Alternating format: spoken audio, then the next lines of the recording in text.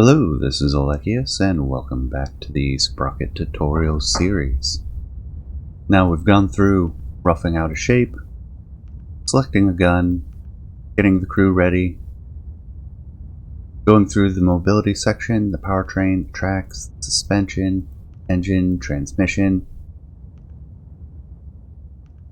Looks like we could probably save a little bit of space and weight for fuel, but we'll get to that in a little bit. Today, we're going to go back and take a more in-depth look on shaping and getting the tank to look like you want to, and making the armor more effective or space and weight efficient. So, to start, turret, for me at least, is a little bit simpler to handle. We've gone over the forward and side offsets. There's no differences there, and they do affect the weight distribution on the tank. Other than that, they don't really affect how effective and how heavy the armor is. Let's go over everything we have. We have the ring height, seen there, and its diameter. If I leave it up, see it get bigger and smaller.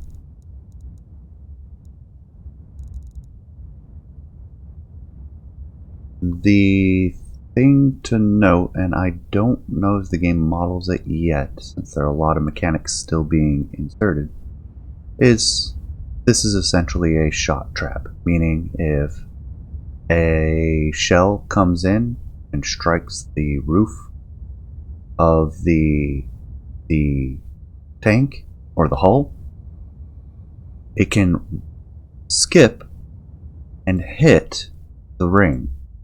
So you want to make sure that the turret ring, if it is significantly exposed, is armored. Now, we probably don't actually need this armor with just a 0.05 rise in the height ring. As you can see, if you raise the turret basket out of the hull, that actually saves some space internally. One of the reasons you might do that. The other one being a tank that you want to keep hidden behind a hill and have the turret peek over and shoot at enemy tanks. At 50 millimeters, yeah, 50 millimeters. I don't know, they have some 40mm guns in here.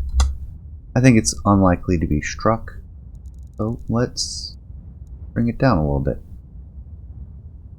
And you can see the effective thickness there. The only shots that can sneak through have to hit at a 6.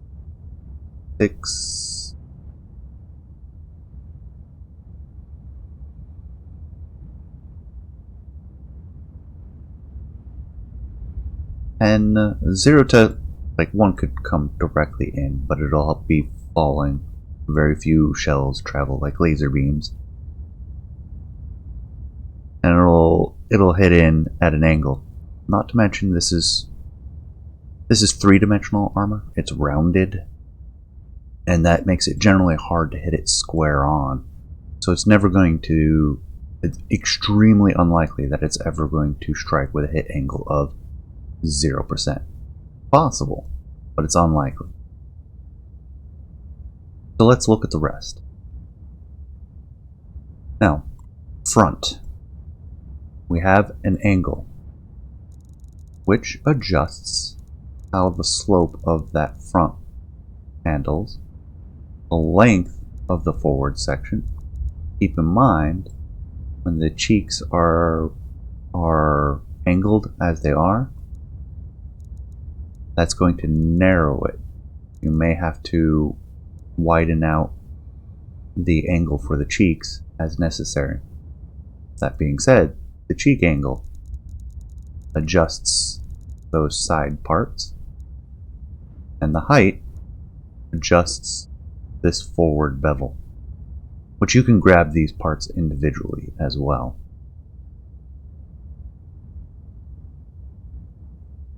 So let's look at this turret. Is kind of boxy looking, and I think I'd like...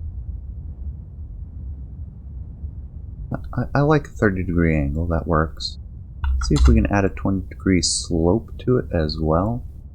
Make the front plate a little bit more effective. The thing to keep in mind with the overall height, sometimes the rear height, basically the roof all the way across the turret, is how that affects your gun's ability to depress. Because now the breech block is intersecting with this slope and can no longer depress more than 5.7 degrees. So we either need to raise front height, which did not resolve the issue, or more likely select less slope. Still intersecting. Does it even get more than 5.7? Or yeah, it's up to 8.8 there. 8.5. Alternatively, you can select your mantlet and slide it down a little bit to get a little bit more depression. So let's try that 20-degree slope again. Nah, that's going to limit us to 5.7. Even if I put it at the bottom of the turret face. If I were to go crazy and raise it up a bunch, still 5.7.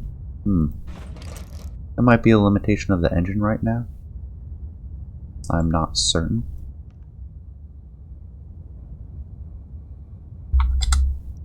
There are constant changes to the game. I think we've had a new patch every single day since the game came out. The developer is really working to get as much done as he can to flesh out the mechanics and make sure everything's working appropriately. I'm just adjusting it, see if there's a breakpoint where the angle frees up. Oh, there we go, we have an intermediate. Tells me it's a sliding scale. There's 7.9. I think I'll leave it at 11. That's the best we're going to be able to do. See if we can raise it up down to 6.7. When working with angles, it can frequently be like this. Bring it down to 9. 8 degrees is sufficient. However, I'm a little concerned with the plate. We're just making it more flush for shells that are dropping at us. And so for that, probably just going to eliminate the forward slope altogether. There is some advantage because it also slopes the cheeks as well.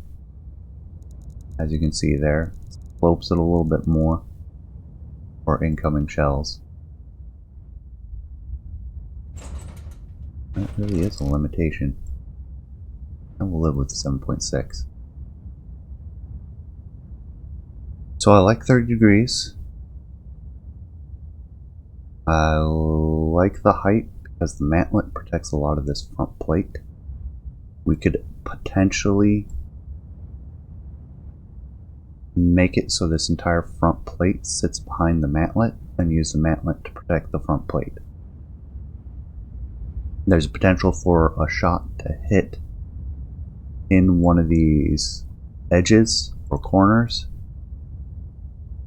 but let's show how that would work. There's a little bit of a weak point there. We reduce the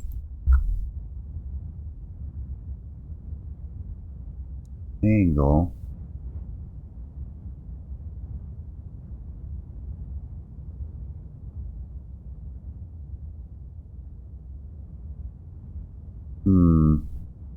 Trying to think how I want that to work.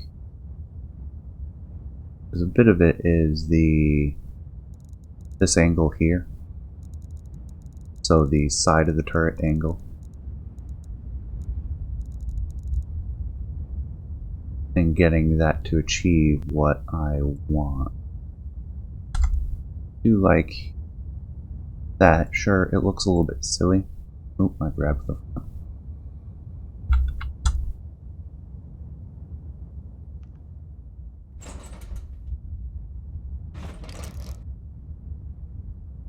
So we have the mantlet, the integrated sight.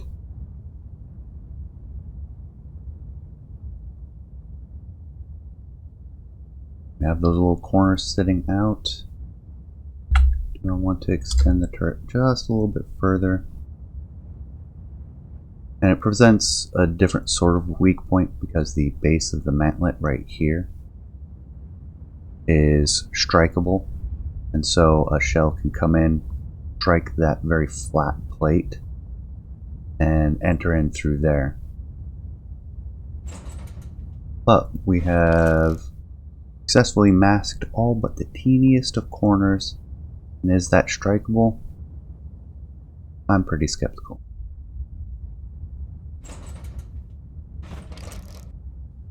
And a tiny little lip there. If I bring that lip down, if I say bringing the front to 0.38, we're going to lose the depression.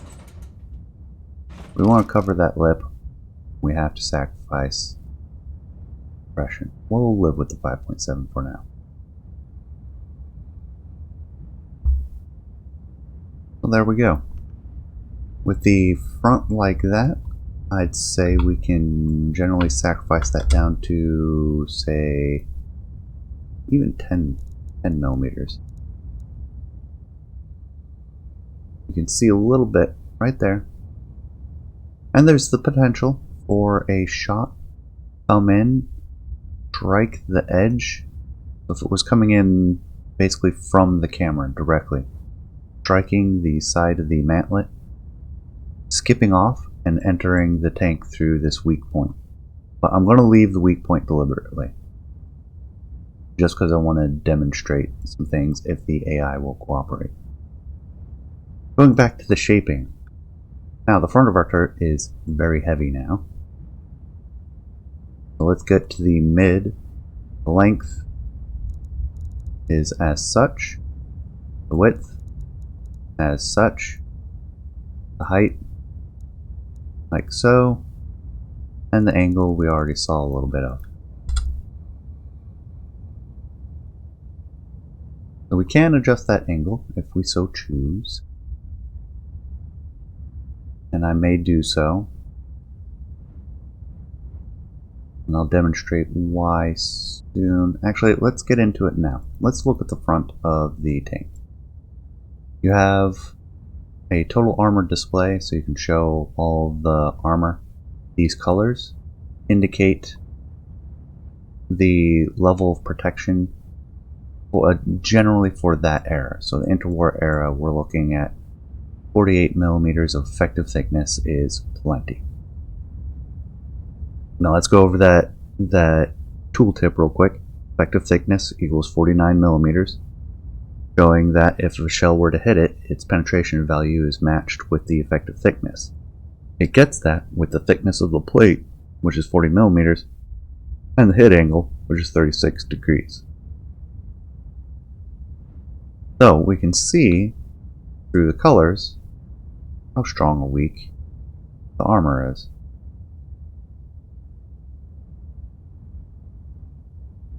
I don't think that is coloring right. The opposite cheek is bugged? Because it should be red. Red is good.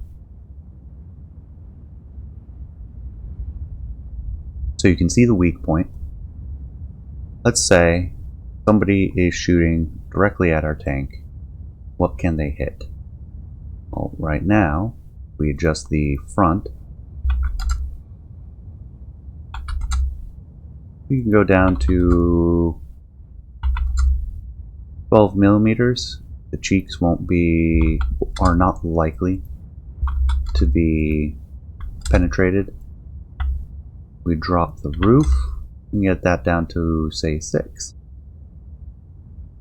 The front, by comparison, would need to be about 33 for complete protection. Thing is there are more than one enemy. They're going to be shooting at an oblique angle. And the shot's not going to come in directly, especially early war, be up for 5 to 10 degrees. So I like to rotate to about 30 degrees, give or take, and adjust settings from here. So 30 degrees for the cheeks are sufficient. The roof, I won't go below 10 for a variety of reasons. If we look at our tank is pitched forward a little bit, so the front is down in a ditch or depression and the back is still up on a hill. We have a weak point on the front roof. So I like to make the front roof a little bit tougher to account for that. You can see kind of how something going on with the left side of the turret display. It looks like it's blending a color with what it actually is. So we'll use the right side of the turret only. You can kind of see from various angles how effective it is. And if there's a question of, well, will that protect against a king tiger? Not until we reach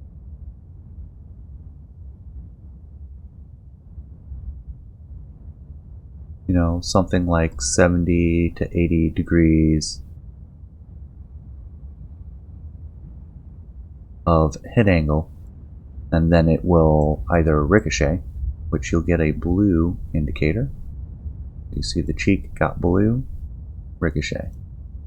Just too low of an angle and a shot that's coming in will bounce off. The nose won't bite in. It doesn't really have an opportunity.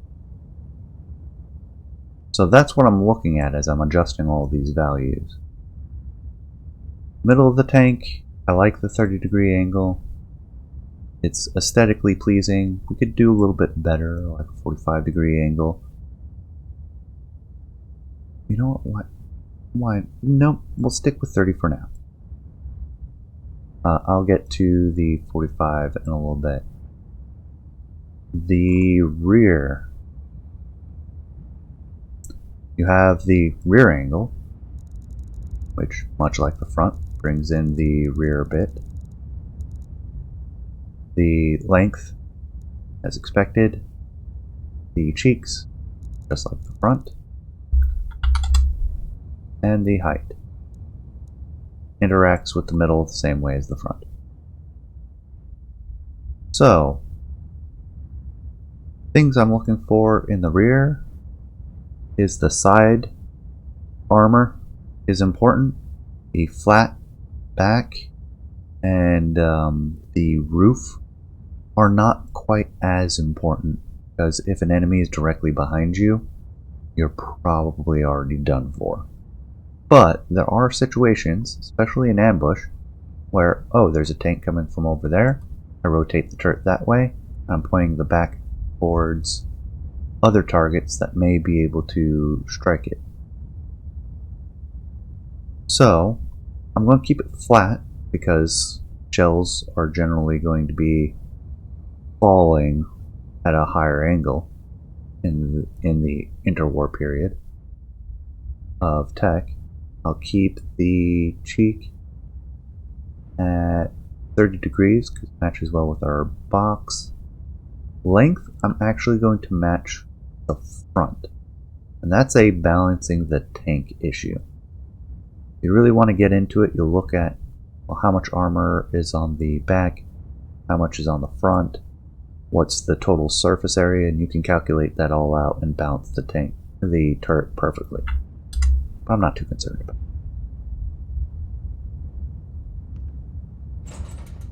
So let's grab our toolbox, which now wraps around the cheeks, which is fine, but I want to mesh it up with the lip.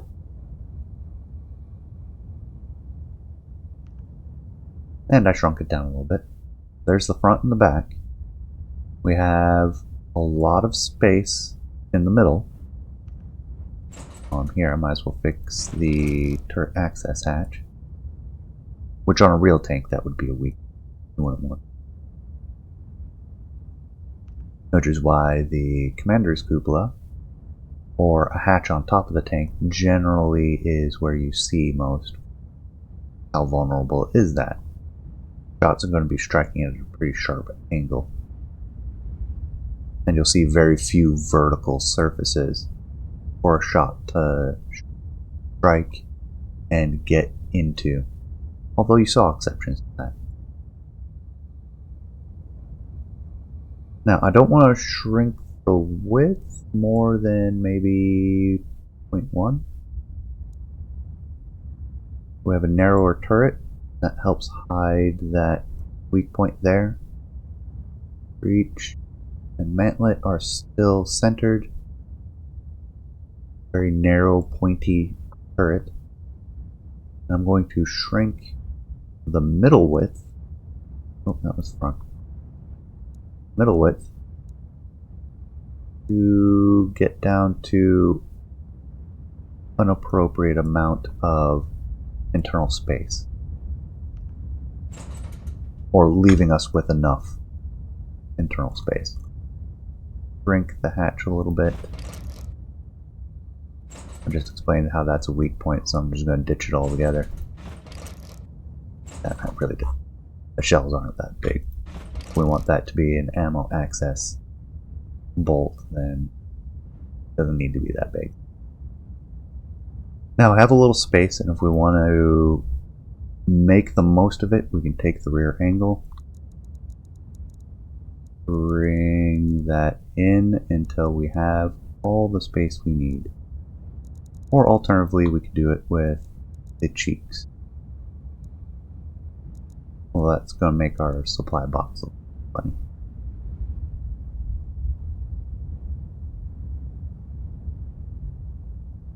Maybe I could pick a different box.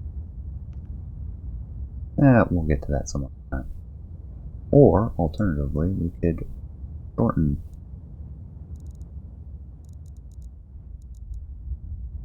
the rear so it's at a sharper angle. Or some combination thereof. Give it a little bit of angle. That's going to mess with the commander's cupola. I'll just bring down to the minimum, and I'll slide it back a little bit so that the front doesn't have an exposed ring. You can see a little bit right there. A little bit easier to see like that. Well, there we go. We have a more shaped turret. Since this mantlet, which is this plate, is 20 millimeters, base is 20 millimeters. Look at armor and see that that is indeed a weak point on the tank. We increase that to 30. Not perfect, but is plenty. Any shots entering the mantlet from the front have to go through the mantlet and the base. And the, well, no, because the front won't apply. Mantlet, the base, to enter into the turret. So let's see if our weak points hurt us any.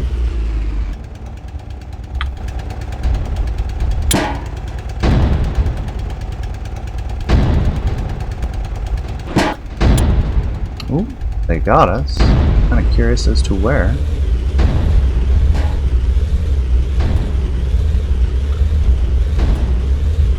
Reasonably quick in the reverse. Probably would do to a side shot, but I want to check since we're looking at armor right now. Come on, you're killing me, game. I wanted to see where the shot was.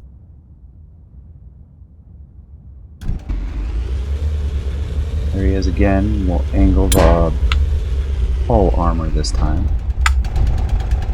Keeping in mind we'll have enemies engaging from the right as well as the left. Hit the lower hull. And yep, not working out. Let's back it up.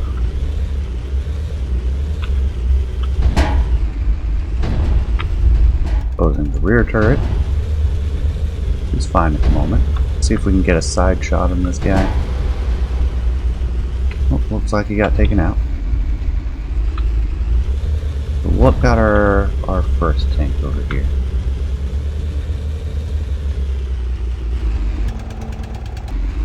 That was an impact, doesn't look like a penetration.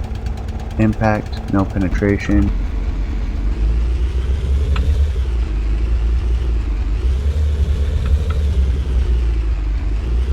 So upper hull got hit a couple times. Not seeing anything from the other side unless it hit the lower hull from the side. It's going to be hard to see. And having a kind of diagnostic would be great. We're not exactly sure what killed that one. But evaluating that's going to be important for shaping. Now this episode is going to be longer. We're going to go into the hull as well. So the hull is a little bit more complex. You've got the overall length and width. We messed with that in the first tutorial. But then we have all of these other settings. And we have a lot of internal space on this tank. So let's see what we can do. We have the upper, which you have the height. Actually, let me check the turret ring. Okay, yes, that is appropriate. We could have saved space there as well instead of making the rear of the turret a little bit shorter. In fact, if we want a more symmetrical front and back, get rid of the angle. We have all that space. We'll just save it in the turret ring. That's an easy go-to if you have leeway in both directions. Otherwise, I tend to bring in adjust the cheeks or the height or the angle of the rear first, just to get that last few if I'm optimizing a tank. So we have all of these surfaces. We have the height upper, which we adjusted. Although it's not this grab tool, that's a different one. Well, I think you can adjust it. Now that's just the front angle. Speaking of, front glacis. As such, I like to enter in the values directly. Side, seen there. The rear, which this is another one I like to adjust to get a little bit more space in the internal if I'm lacking, or if I just need to subtract a little bit, put a rear slope on. You can see how much space that subtracts. Actually adds, if we look, 11 tons, we're saving a little bit of weight, then we hit diminishing returns, and even though this is thinner armor and we're saving on the roof, we're adding weight because there's more surface, so much more surface area for the tank.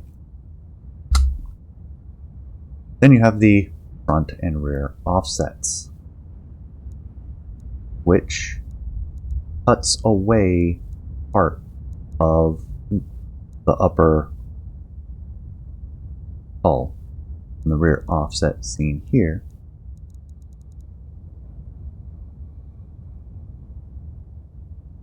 Sponsons. Extrusion is how wide it is. which with our tracks we can probably afford to bring it in a little bit. The slant is a little bit awkward, but it allows you to get some of those historical designs that saved a little bit weight by kind of squeezing down the sponson as you got towards the rear, exposing more of the rear lower hull.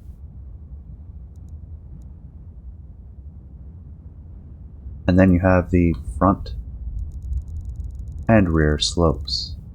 You can get something like a Stewart or a Sherman there.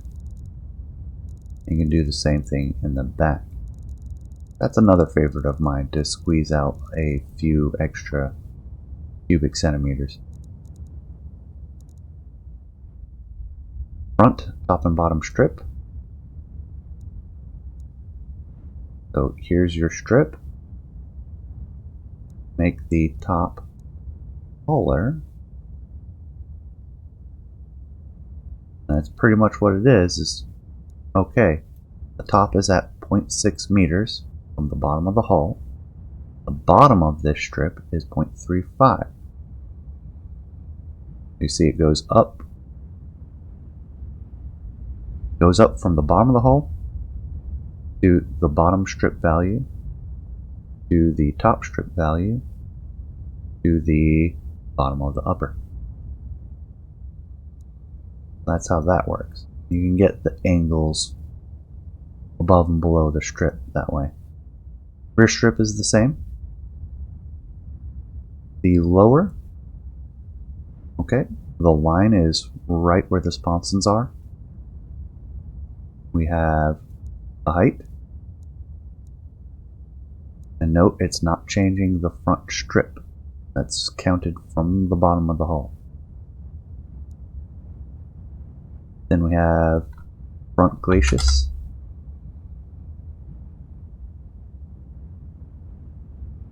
Which does affect things down. Here, I'll just slide. You can see that it affects that lower, below the lower strip. The side, this is going to look funny, but there were tanks that had this sort of tub shape to them. And that might be a reason why you inset the suspension so it's not floating. And then you have the rear for 20 degrees currently, and that's where our tools are. That's all of those there. I'll spend a few more minutes kind of optimizing. I don't really want to change the length or the width of the tank too much. We'll just seek to get better weight savings on the armor. So how do we do that? Slopes generally. The more you slope it, the thinner you can make the armor. But you have to keep in mind, side shots are common on this particular scenario. Let's see. The lower, I think we can increase that to say 45 degrees. Makes it pretty unlikely to be hit. If we look at the armor, we have the front lower, bring that all the way down to say 20 degrees. Or direct front shot, maybe 22. That makes me feel a little comfortable. And you have that front strip.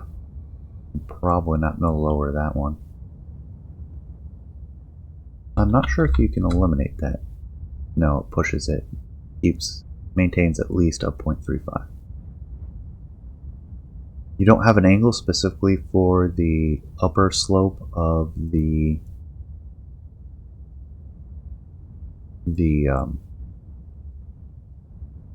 lower hull, but you can kind of look and see that it's at about 50 degrees. Or if you tweak the numbers, you can get it to match up with the upper slope as well. So why not raise this up? Gives that a steeper slope, for the upper. The upper slope of the lower hull.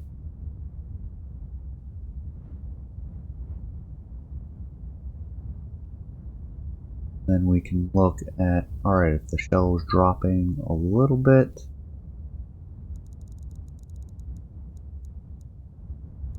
well, about 25 millimeters. And we've shaved off half a ton already. Front strip, bring it down to 35. Probably fine, it's a very small target. Now we have the upper is currently sloped at 45 degrees. If we were to make that 60 degrees, which is about what the mid slope is.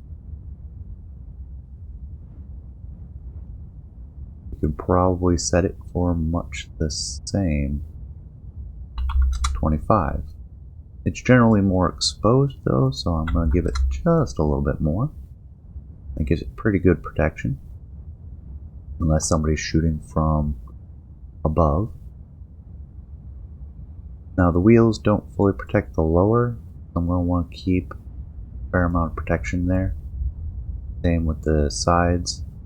Somebody's going to get a full side shot. They can get that, then they deserve the kill.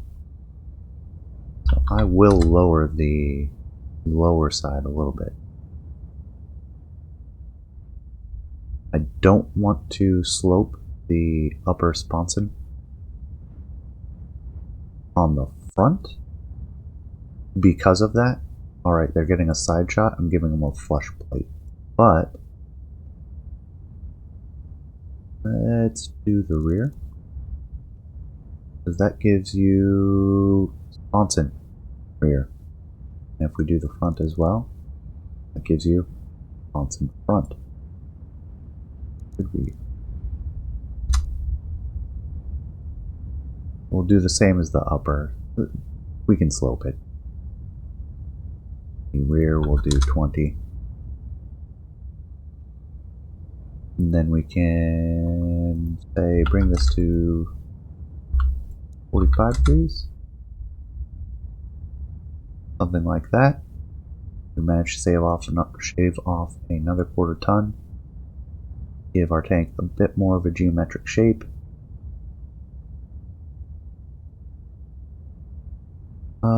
Let's get the upper rear offset.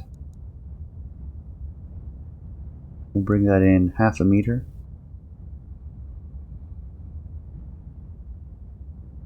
And then we can use the rear strip, which I'd like to have that, say, we make it a flat plate, comes right off the back, flat. Then we have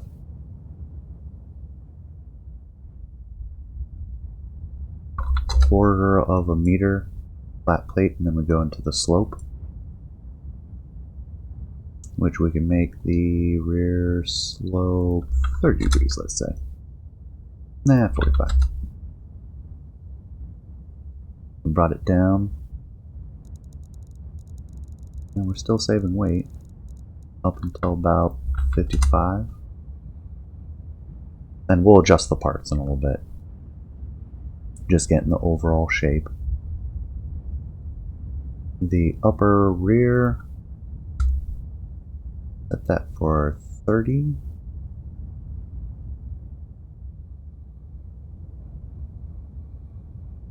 And let's do a little bit more offset.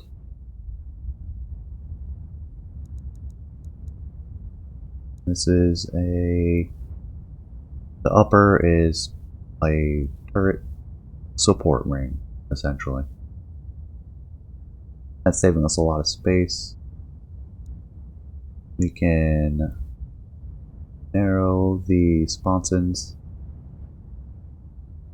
which looks a little silly with the way the tracks are right now. But I may do something with that. Do 1 meter. 1 meter is acceptable. 0.2 for the sponsons. That's fine. 30 degrees. I like it.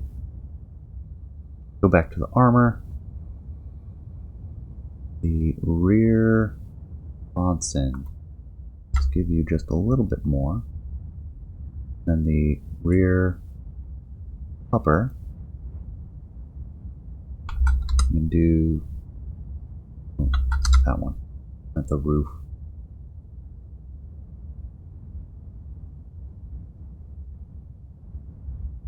Lower roof.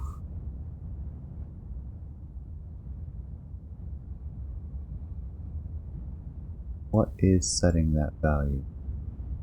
20 millimeters. Just upper, mid, rear strip. Those are the only values of 20 that I have. The mid. It is the mid. Which makes sense now that I'm thinking about it, because that would be the upper, the mid, and the lower. Or the strip and the lower. So the sponson rear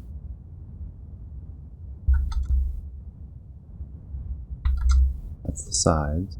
We want the upper is that part. We'll do 15. The rear strip we'll leave at 20, and the lower, which we'll do down at 10. So those are weak points, and that's fine. Now, final shaping. I'm going to take the lower, and to save that last bit of weight,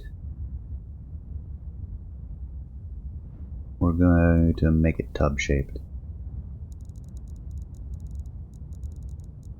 We're down at 9.5 tons.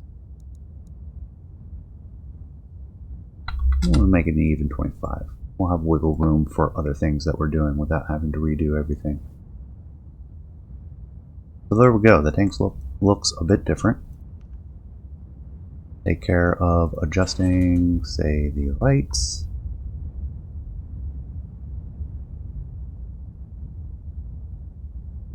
Teeny tiny headlights. The driver's hatch appears to be fine. I'm going to take the vents. We'll adjust those. Need somewhere to put them temporarily. And with the fuel tank. And put the vents on that rear deck, which is why I did that.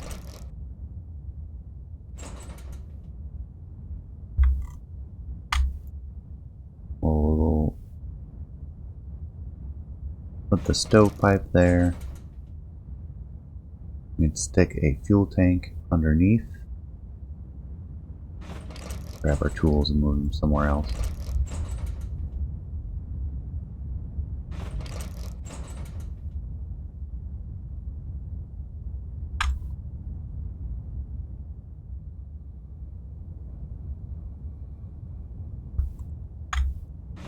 A little awkward to go grab, but they're there. And there we go. Well, that antenna definitely interferes with the turret, so we'll move that to something like that. Let's see how she does. We do have that tank over on the hill again.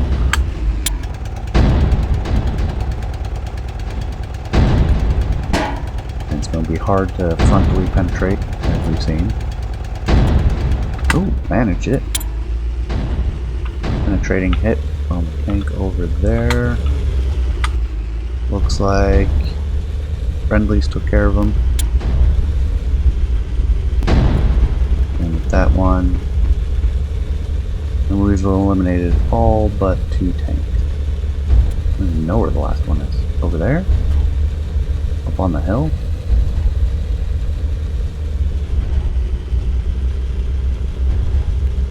And they took care of it. You may notice the tank's handling a little bit better. That's because a patch came out updating the track. It used to be every road wheel was getting an equal amount of traction, regardless of whether it was touching the ground or not. Now, if you are suspended on one road wheel, on one side, all of the traction, or all of the pressure and torque from that track is on that single road wheel. And so we see a lot less of the rats. Missed a good opportunity. See a lot more of the a lot less of the tank steering itself. It should be improving trench crossing.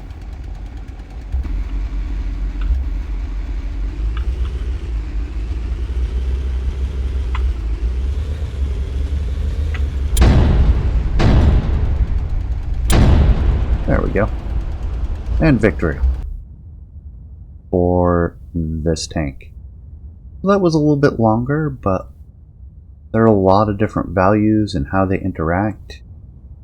A lot to go over. Hopefully you learned something as we went through the tank, how to save a little bit of weight.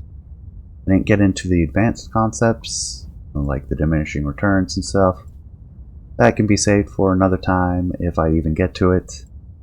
But for now, hopefully that gives you a basic idea on how to angle the armor, how to evaluate how that armor is handling across various angles, how to protect the tank,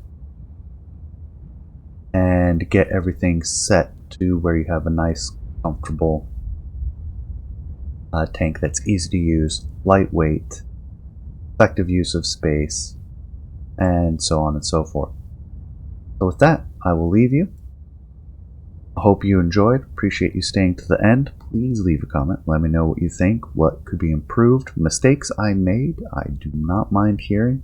I do like the corrections, and I may release another set of videos as the game gets closer to release, which is 2 years from now, if they stay on schedule.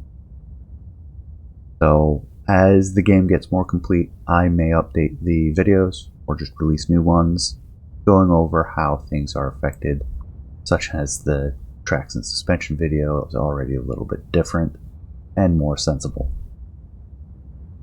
But with that, thank you. I hope you all have an excellent day. Take care.